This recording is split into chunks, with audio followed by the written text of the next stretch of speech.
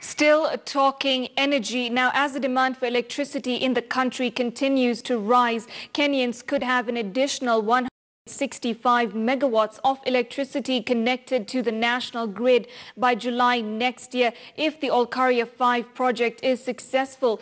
The 450 billion shillings geothermal project spread across 3 contracts is on course. According to the electricity generating company, 75% of the work is done with the ousting of the first generator to take place on Friday. The 5th Olkaria plant will see geothermal electricity production rise to 699 megawatts, which will be well in line with the country's plans to phase out the use of hydro energy.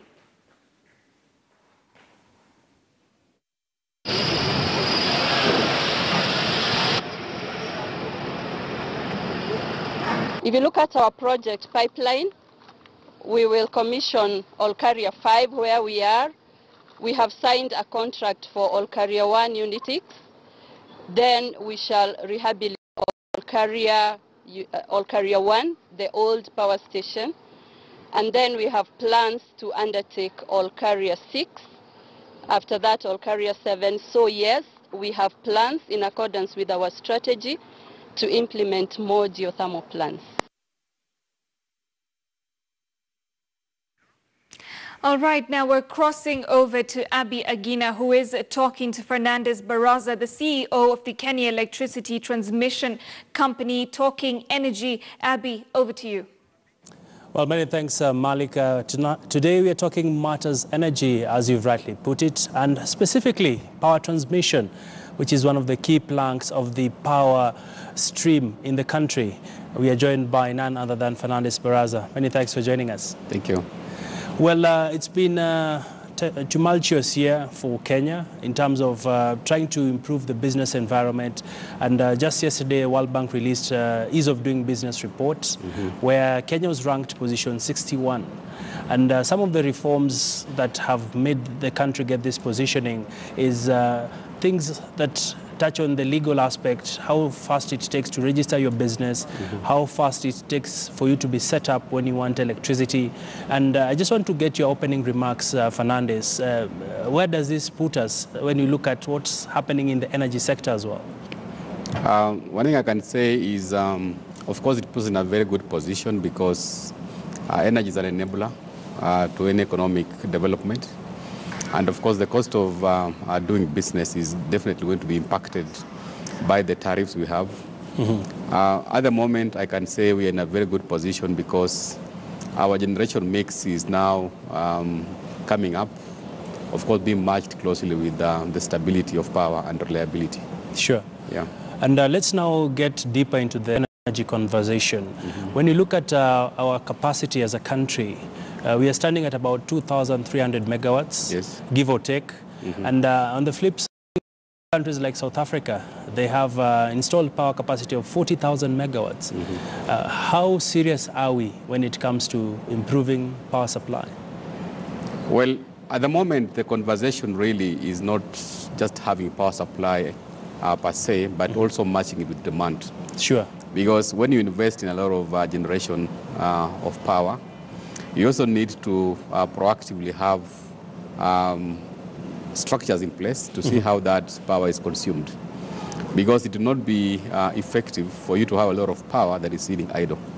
So in the energy sector, I know the energy players, we are trying to make sure that in as much as we generate, we also try to proactively work on the demand in terms of making sure that we have the transmission network in place to evacuate the power that is transmitted. Yeah. Interesting that you bring that up. And of course, there's the element of power generation. Then there's the element of power transmission. Yes. And one of the biggest projects that as a company you've been able to deliver is the Loyangalani Suswa project. Just give us an update on this project and how significant will it be in terms of increasing power supply and, of course, reducing the cost of electricity? Well, this is a project which I can say is very dear to my heart because KETRACO was given a very, I can say, gigantic assignment to deliver this project. And I'm happy to report that we delivered on time by 31st of August, we had already done the line. Yes. It was energized the first circuit on 10th of September. And then effectively by 20th, we had the second circuit in. This line has capacity of course, generating 310 megawatts. At the moment, Lake Turkana is trying to make sure that all the turbines, the 365 turbines, are generating power. As of yesterday, they were doing 236 megawatts. And the line, I can say, would be a game changer in the energy sector because it's pure renewable energy. We are looking at 85 US cents, yes, which is definitely very cheap. And of course, one of the direct impacts, which I'm sure I felt yesterday, is now we are going to see the tariffs going down. Being revised, yes. Exactly. Yeah. Because what will happen is most of this power now, once it's fed in the national grid, we are going to slowly retire some of the thermal power generations. Yeah. And the biggest conversation that Kenyans want to hear is cheaper power bills. And as much as the various actors in the energy mix of the country are playing, be it KTN, be it KETRACO, the conversation, how will this impact on my bill at the end of the day? Yeah. And from where you sit, Barasa, when you look at what it takes to compile a power bill, as much as we are having other costs that come into this, what needs to change for us to have cheaper power? Now, one of the components which needs to change definitely is to have accelerated demand where the infrastructure to evacuate power that is generated is in place. For example, we have a lot of geothermal in Olkaria, almost 600 megawatts. Not having transmission lines to evacuate this power, let's say the western region of this country, this power will be idle. We'll be having something called suppression. So once we have the power being now consumed, definitely it is going now to reduce the tariff. Another conversation, of course, will be around retiring the most expensive generation mix, that is thermals.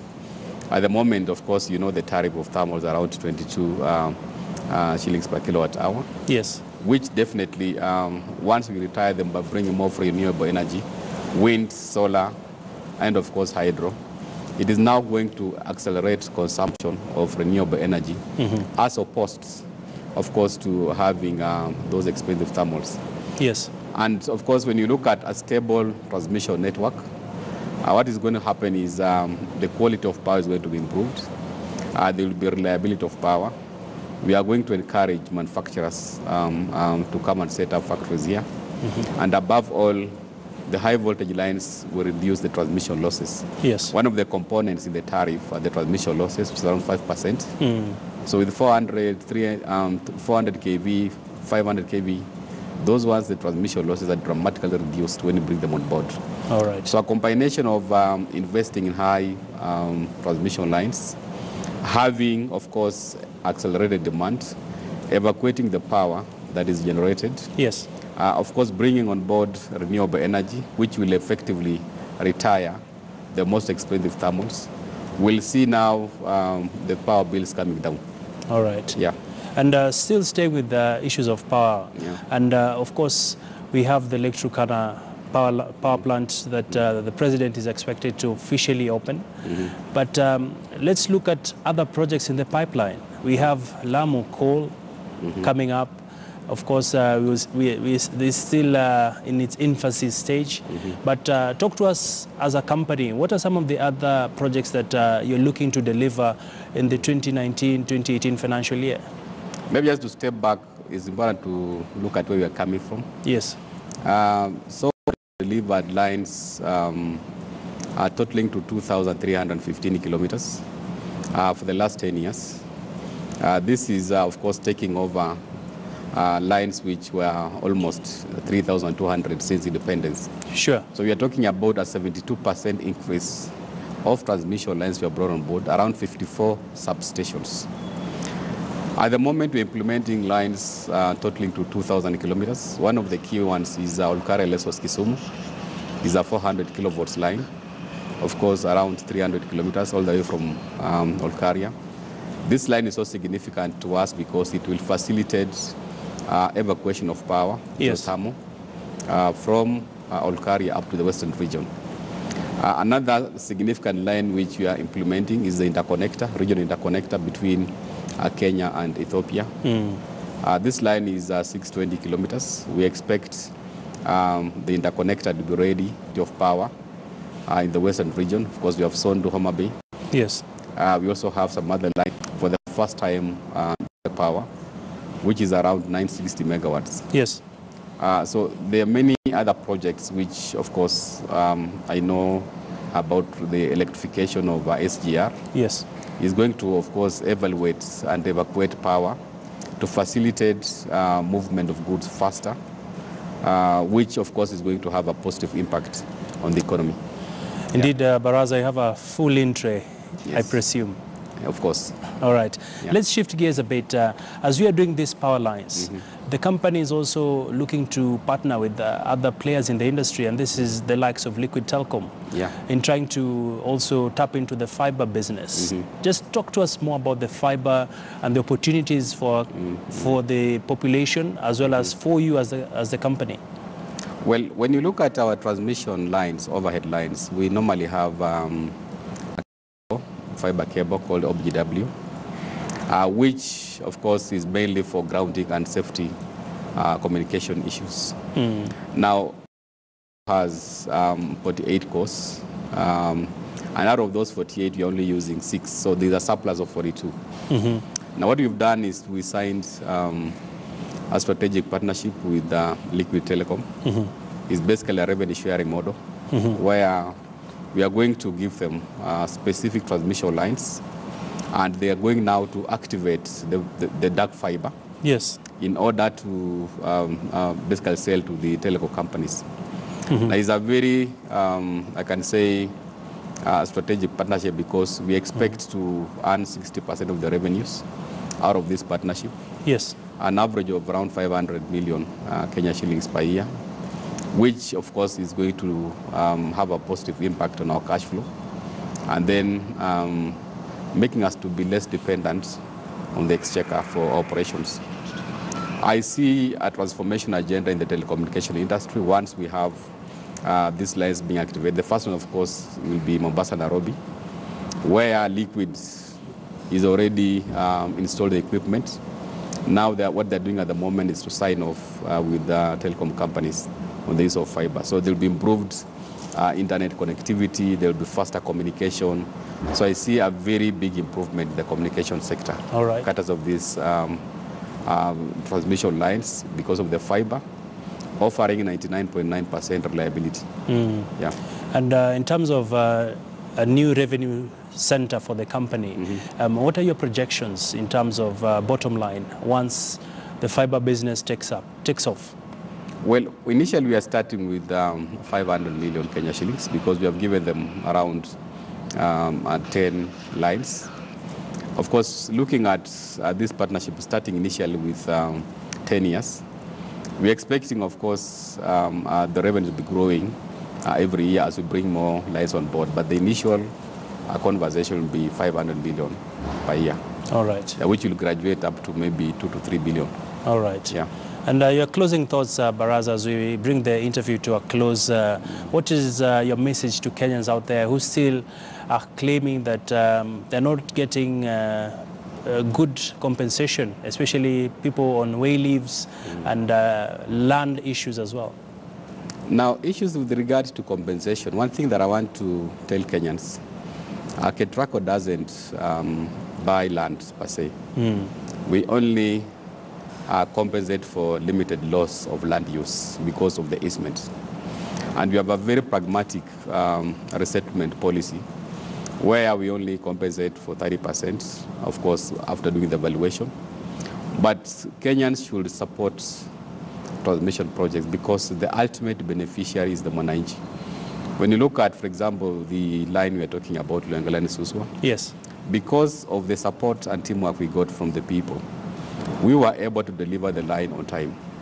So my message to Kenyans is please support infrastructure projects because when you become difficult and start asking for exorbitant demands, yes, definitely this will delay the projects coming on board.